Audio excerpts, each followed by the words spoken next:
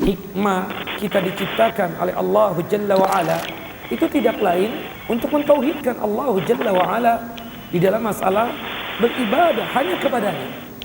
Taufik, Bu Dokter, Masya Allah, Alhamdulillah. Allahu Jalla wa'ala maha tahu tentang kondisi kita di masa lalu. Dikarenakan kita tidak paham berkaitan tentang hukum yang seharusnya kita tidak seperti itu menjalankannya, ternyata kita menjalankan yang demikian. Insya Allah biiznillah ya umrahnya ibu sah. Insya Allah biiznillah ya umrahnya ibu semoga diterima oleh Allah Jalla Jalaluh. Dan karena ketidakpahaman ibu tentang masalah mahram tadi itu, Allah Jalla wa'ala maha pengampun akan kekhilafan dan kesalahan-kesalahan kita. Berkaitan dengan mahram ini kan bukan masalah berkaitan tentang dunia tadi ya, apalagi dengan embel-embel bayar tadi itu. Sebenarnya ini berkaitan erat tentang masalah din dan agama. Ya, Allah Jalla wa'ala maha tahu ketika kita berjalan keluar kota, keluar negeri, apakah ditemani oleh mahram kita ataukah tidak. Bukan sekedar untuk masuk ke daerah suatu tempat atau negeri suatu negeri, tidak. Ini berkaitan dengan hukum agamanya, karena Rasulullah SAW dalam hadis yang sahih dan banyak hadis ya, di antaranya hadis Abdullah bin Abbas mengatakan, la tusafirul mar'a illa wa ma'ahadu mahramin. Tidak boleh seorang perempuan itu melakukan safar, keluar kota, keluar negeri, termasuk datang ke kota suci Mekah, kecuali ditemani oleh mahramnya. Mahram itu ibu maaf ya, artinya orang yang haram kawin dengan kita. Ya, kecuali suami kita ya. Suami kita mahram, tapi dia halal kan kawin sama kita. Bahwasanya mahram itu artinya apa? Yang haram kawin dengan kita. Kalau istilah orang muhrim, padahal itu istilah yang tidak tepat. Muhrim itu adalah laki-laki yang pakai kain ihram. Istilah yang tepat itu mahram. Orang itu haram kawin dengan kita. Siapa yang haram kawin dengan kita? Abah kita, mahram kita. Om kita, mahram kita. Mertua kita, abah mertua kita, mahram kita. Anak laki-laki kita, mahram kita. Cucu kita yang laki-laki, mahram kita. Saudara kita yang laki-laki, mahram kita.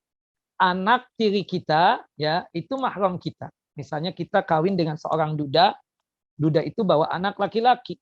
Ya, maka anak laki-laki tersebut, ada anak tiri kita tersebut adalah mahram kita juga. Mantu kita yang laki-laki, mahram kita. Ya, mantu kita itu mahram kita. Seperti itu. Jadi mahram itu banyak. Nah, bukan dengan menyewa ustadz. Ya, ustadz nanti mahram aja ya sama Bu Dokter misalnya. Nggak bisa. Saya bukan adiknya Bu Dokter. Saya bukan saudaranya Bu Dokter. Saya bukan keponakannya Bu Dokter. Tidak ada hubungan apa-apa. Tidak ada hubungan apa-apa. Kita katakan seperti itu. Nggak boleh pakai disisipkan begitu. Ya Allah. Itu yang mengakibatkan satu travel nggak ada keberkahan di situ. Kenapa? Subhanallah, kita kan ingin ibadah haji, ibadah umrah itu, ya ibadah umrah yang makbulah, haji yang mabrur. Bagaimana mungkin kita akan mendapatkan kemakburan satu haji, kemakbulan satu umrah kalau yang haram kita kerjakan? Kalau sesuatu yang haram kita kerjakan. Ini kadang ya kesalahan travel, cuma sekedar keuntungan dunia yang sesaat. Nggak apa-apa ibu, nggak apa-apa. Nanti akan digantikan oleh ustadz. Itu ustadznya akan menjadi mahram ibu. Ya Allah ya Rabb. Itu siapa kata ibu? Ya ustadz. Allahu Akbar. Ya bisa.